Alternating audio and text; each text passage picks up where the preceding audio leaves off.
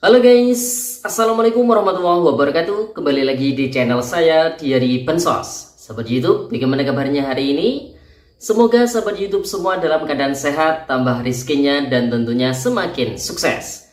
Pada kesempatan kali ini, saya akan menginformasikan kepada sahabat YouTube semua tentang informasi jadwal pencairan bantuan PKH dan BPNT tahap 2 tahun 2025 setelah survei DTSEN selesai.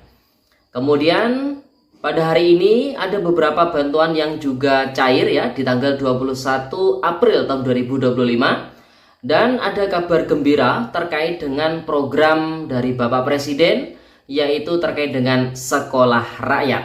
Nah, kira-kira informasi selengkapnya seperti apa? Simak terus videonya. Jangan skip supaya tidak menimbulkan gagal paham dan tentunya salah paham. Bagi yang baru gabung dan baru kenal dengan channel Diary Bansos, saya ucapkan selamat datang dan terima kasih banyak.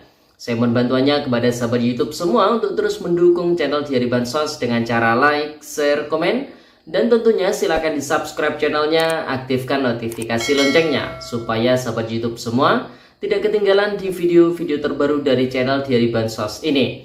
Dan silakan di share ke grup-grup media sosial sahabat YouTube semua apabila video kali ini bermanfaat. Oke sahabat YouTube, langsung saja pada hari ini di tanggal 21 April tahun 2025 saya akan menyampaikan beberapa informasi yang penting ya, karena di beberapa hari ini saya sadari memang saya agak jarang berkomunikasi dengan sahabat YouTube semua melalui channel Diary Bansos ini, karena saya kejar target untuk menuntaskan tugas ground check DTSEN yang harus saya lakukan, yang mana sebelumnya deadline-nya itu terakhir tanggal 30 April, ternyata ini dimajukan terakhir di tanggal 20 April kemarin. Jadi ini agak kelabakan, sehingga kemarin malam itu sampai larut juga saya harus melakukan ground check ataupun survei DTSEN tersebut ya sahabat YouTube. Tentunya ini maju ya batas akhir ground check-nya, dan ini menjadi sebuah pertanyaan tersendiri di kalangan para KPM. Nantinya untuk jadwal penyaluran bantuan sosial PKH BPNT tahap kedua apakah juga akan dimajukan? Nah, banyak yang memprediksikan bakalan dimajukan, tapi kami dari channel Diary Bansos masih sama seperti prediksi-prediksi di beberapa waktu yang lalu yang pernah kita sampaikan. Jadi untuk penjadwalan penyaluran bantuan sosial PKH BPNT untuk tahap yang kedua tahun 2025 ini masih sama ya. Jadi nanti kemungkinan besarnya akan dilakukan proses pencairan di bulan Mei atau di bulan Juninya. Nah, kalau di bulan Mei kemungkinannya ya di akhir bulan Mei. Nah, seperti yang sudah di penjadwalan penyaluran bantuan sosial PKH BPNT di tahap-tahap sebelumnya, itu memang seperti itu ya untuk jadwal yang triwulan atau setiap 3 bulan, misalkan di periode April, Mei, Juni. Nah, itu penyalurannya biasanya di pertengahan atau di akhir bulan Mei-nya hingga di awal bulan Juninya, bahkan bisa saja sampai di akhir bulan Juni untuk proses penyalurannya. Jadi buat para KPM ditunggu saja. Yang saat ini yang bisa dilakukan oleh para KPM adalah perbanyak berdoa semoga masih ditetapkan sebagai penerima bantuan sosial PKH dan juga BPNT di tahap kedua nanti tentunya ya sahabat YouTube. Karena efek dari proses ground check DTSEN ini pasti akan sangat terasa nantinya. Bakalan ada KPM yang sebelumnya mendapatkan nanti tidak akan mendapatkan, dan bagi masyarakat yang sebelumnya belum pernah mendapatkan kemungkinannya nanti bisa mendapatkan ya sahabat YouTube. Jadi bisa dipahami ya. Dan untuk proses pemutahiran data DTSEN ini nanti akan dilakukan tiap 3 bulan sekali seperti yang saya sampaikan tadi ya, dan itu akan dilakukan oleh pihak BPS. Sehingga nanti efeknya dimungkinkan ada KPM yang di tahap pertama dapat, tapi di tahap kedua atau di tahap ketiga tidak dapat. Tapi di tahap keempatnya bisa juga dapat lagi. Jadi bisa dipahami ya, sehingga dalam 1 tahun penyaluran bantuan sosial itu ada KPM yang tidak menerima penuh ya, tidak menerima penuh selama 1 tahun tersebut. Jadi ada beberapa tahap yang memang bantuannya tidak tersalurkan karena menurut pemutakhiran dari pihak BPS, tingkat kesejahteraan KPM tersebut meningkat sehingga tidak layak untuk menerima bantuan sosial.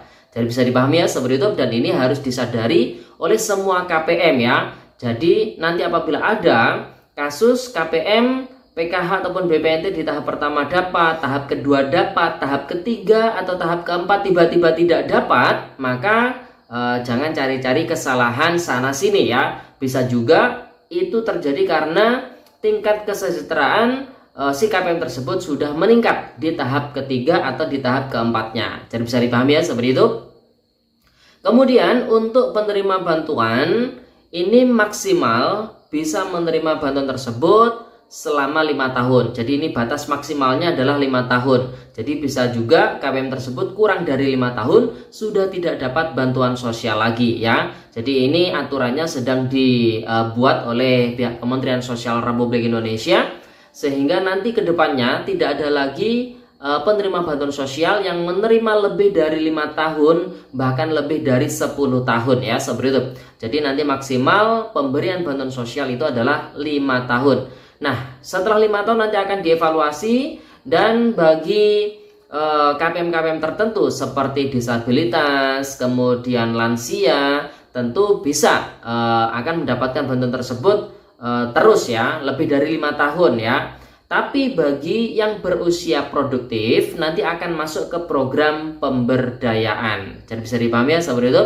Nah, jadi itu kebijakan-kebijakan dari Bapak Presiden kita, kemudian didukung juga oleh Bapak Menteri Sosial terkait dengan penyaluran bantuan sosial menggunakan acuan data tunggal sosial ekonomi nasional atau DTSEN ya seperti itu. Jadi bisa dipahami ya.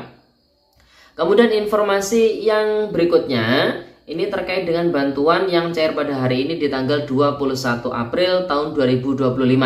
Tadi kita mencatat ada 2 bantuan sosial yang tersalurkan pada hari ini. Yang pertama adalah bantuan PIP Program Indonesia Pintar bagi siswa-siswi kelas akhir ya, bagi siswa-siswi kelas akhir yaitu kelas 6, kemudian kelas 9 ataupun kelas 12 ya. Dan ini nominal bantuannya yang diterima adalah separuhnya. Kalau kelas SD atau jenjang SD fullnya adalah Rp450.000. Nah ini menerimanya adalah separuhnya yaitu Rp225.000 ya seperti itu. Begitu pula untuk jenjang SMP dan juga SMA ataupun SMK-nya. Kemudian untuk kelas yang berjalan ini sabar menunggu termin berikutnya ya seperti itu. Kemudian bantuan berikutnya adalah BLT dana desa yang masih disalurkan oleh beberapa desa yang memang untuk tahap pertama kemarin masih belum disalurkan. Jadi ini ada beberapa desa yang menyalurkan untuk tahap pertama yaitu periode Januari, Februari, Maret ya seperti itu. Jadi sekali lagi kita ucapkan selamat buat para penerima bantuan PIP ataupun BLT dana desa yang pada hari ini berhasil mencairkan bantuannya. Kemudian informasi yang terakhir terkait dengan kabar gembira untuk sekolah rakyat. Nah, untuk program sekolah rakyat atau SR ini adalah program terbaru juga dari Bapak Presiden Prabowo Subianto, di mana informasi kabar gembiranya, jadi untuk sekolah rakyat ini bukan hanya sekolah yang memberikan pendidikan formal, tetapi juga memberikan pembinaan karakter. Jadi ini yang sangat pentingnya ya seperti itu. Semua biaya ditanggung oleh pemerintah. Jadi full gratis, mulai dari makan, perlengkapan belajar hingga fasilitas tinggal. Jadi ini semuanya adalah gratis, ditanggung oleh pemerintah. Bentuk sekolah rakyat ini adalah sekolah boarding school atau sekolah berasrama ya seperti itu. Kemudian sasaran utamanya adalah anak-anak dari keluarga miskin ekstrim yang terdaftar dalam Desil 1 Data Tunggal Sosial Ekonomi Nasional, dan bila diperlukan bisa dari Desil 2 di Data Tunggal Sosial Ekonomi Nasional. Kemudian untuk tenaga pengajar Ini Menteri Sosial mengatakan prioritas utama adalah guru yang sudah PNS dan juga P3K. Namun jika tidak mencukupi, bisa merekrut tenaga tambahan sesuai dengan skema yang berlaku. Dan yang terakhir, untuk pendaftarannya, Menteri Sosial mengajak seluruh pilar-pilar sosial seperti pendamping PKH, TKSK, kemudian PSM, bahkan Tagana pun ya, ini untuk turut serta dalam proses rekrutmen siswa. Dan bahkan di minggu-minggu ini ya, ini pendamping sosial PKH diminta untuk mengawal proses pendaftaran calon siswa-siswi dari sekolah rakyat ini. Jadi buat para orang tua yang masuk ke desil 1 atau yang masuk ke tergolong miskin ekstrim ya di data tunggal sosial ekonomi nasional, ini merupakan kabar yang sangat menggembirakan. Jadi jangan bingung untuk mensekolahkan anaknya, nanti takut biayanya dari mana, karena ada program dari pemerintah yaitu sekolah rakyat. Untuk informasi lebih jelasnya mungkin masyarakat bisa bertanya ke pendamping sosial PKH setempat ataupun ke pilar-pilar sosial setempat ya, seperti itu. Oke sahabat YouTube, jadi itu informasi yang bisa kita sampaikan pada kesempatan kali ini. Semoga videonya bermanfaat dan sampai jumpa di video dari Bansos terbaru berikutnya. Sekian, terima kasih, salam PKH. Wassalamualaikum warahmatullahi wabarakatuh.